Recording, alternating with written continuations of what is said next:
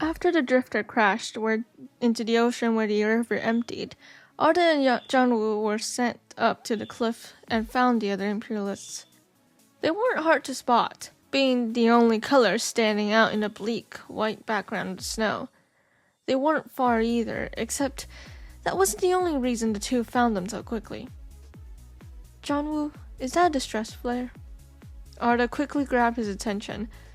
The Imperialist had put on his hat and goggles and had a few thermal blankets in his arms, as with Arda. Jianwu stumbled, staring ahead. He slowed.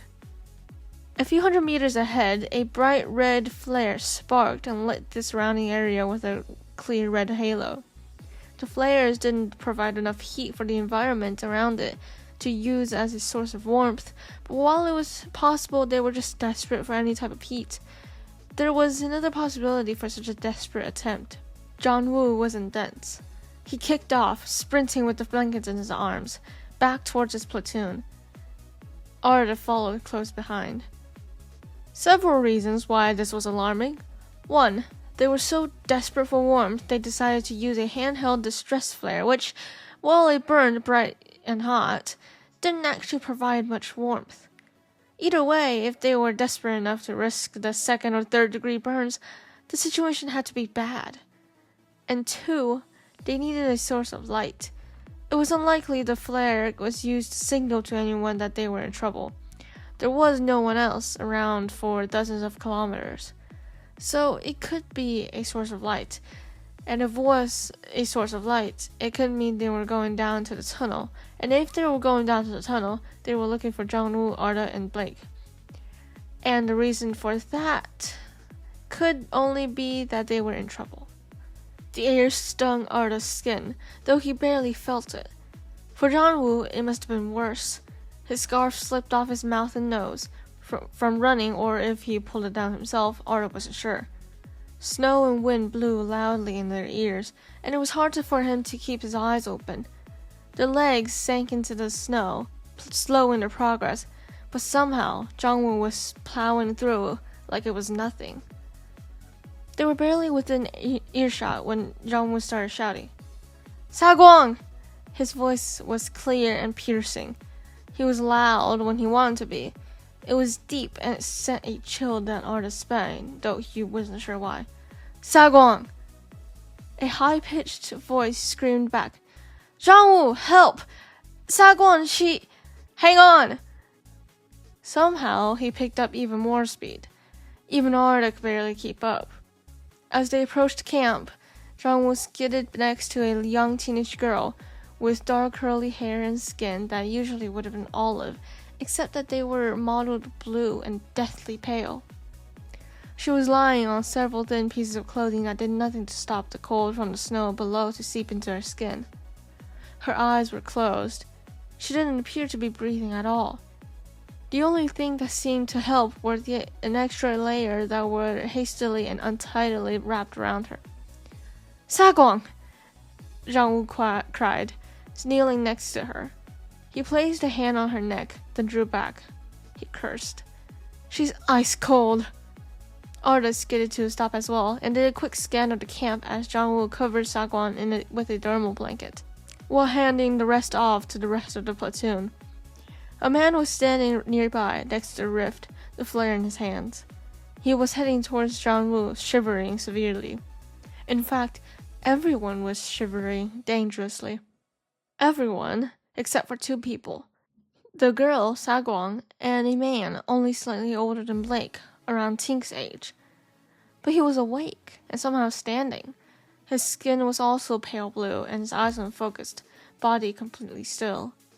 He'd shed some of his clothing and armor, leaving him in just his scarf, his hat, a long thin-sleeved shirt, and pants, none of which were meant to sustain this kind of cold.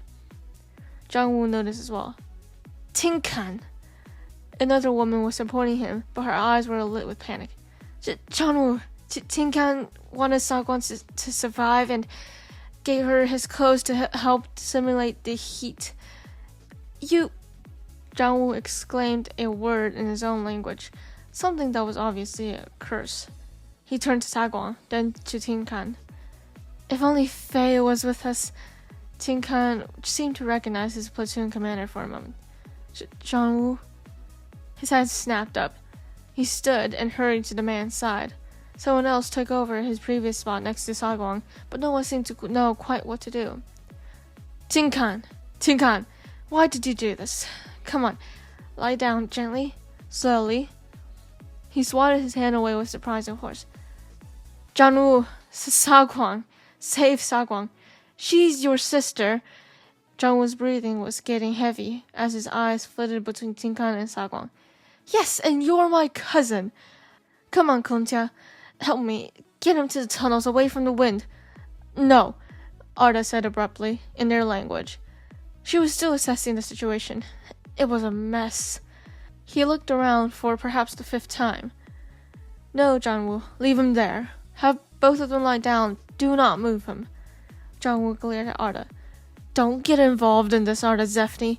This was your fault, you know. I know that attack involved you, and some of ours were poisoned because of you. Don't get involved in this further.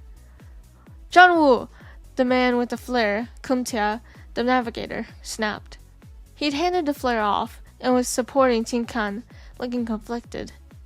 He was wrapping his own thermal blanket that was passed to him around Tin Kan. Quit it! If anything, he probably knows more about hypothermia than we do.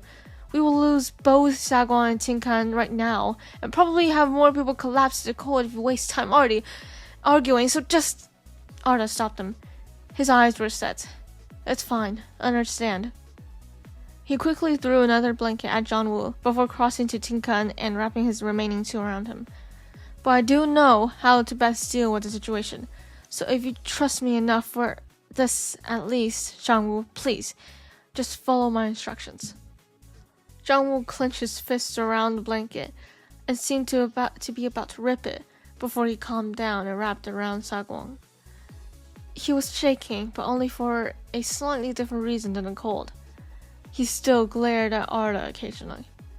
Arda never had to deal with hypothermia before, but he knew how. Because of course he knew how. He knew how, and he knew that if he didn't act now, the deaths of the Imperialists were entirely on his hands. He had to make a decision, and he had to actually decide how this would go. He had the power to save or doom them. He had to make a choice. It wasn't something that could be made for him. And it wasn't that he cared about having blood on his hands. Guilt wasn't something he had to deal with. It wasn't something he needed to worry about. Rather, it was just seemed wrong to leave him to die. To leave anyone to die. In truth, it was just common human decency. He just wasn't human. And he didn't like that thought. He didn't like it at all. He never realized it, but he didn't. Arda had to compromise, however. The other Imperialists were going to freeze too. They already had mild hypothermia, judging by their stiff bodies and ceaseless shivering. Tin Kan's eyes turned distant again before he collapsed suddenly, and Arda and Kuntia had to catch him before lowering him to the ground slowly, wrapped in thermal blankets. Head straight to the cliff, Arda called to everyone, trying to perfect his accent in the language. The drifter is there. Blake will help you get on safely. Go slowly, but do not stand in one place. Help each other. Have skin-to-skin contact with someone else. Do not go alone. You're doing us no favors if you pass out too. Arda turned back to Tin Kan and warmed his hands, rubbing them together. Arda had always had a stable body temperature, which, compared to Tin Kan and Sagwang, would be just what they would need. But there was only one of him. Zhang Wu, Arda called. Stay here. No, Kunta, you go. Zhang Wu, listen. We have to either get them in somewhat stable conditions first, before we can move them. Take off your shirt. The Imperialist glared at Arda. What? Skin-to-skin contact, Arda explained. He nodded down at Sagwang. Get her shirt off too. Your cousin isn't in as bad a shape as your sister, but they both need to be kept warm. Wrap yourselves in the blankets and hold her secure. Avoid warming the hands and feet directly. Focus on the chest, neck, and head. Do not rub on the skin. Just keep contact. And don't get hypothermia yourself. If you start shivering, yell. John Woo breathed out and slowly followed Arda's instructions. He was removing Chin Kan's shirt himself, keeping his eye averted to give him some privacy. Desperate situations called for desperate measures, but it was one of the reasons he couldn't warm Sagwon himself. We should have brought a heating pad. No, Arda cut him off. It would burn them. Gradual warming is the only option. He hugged Chinkan to his chest, sitting in the snow, wrapped in blankets.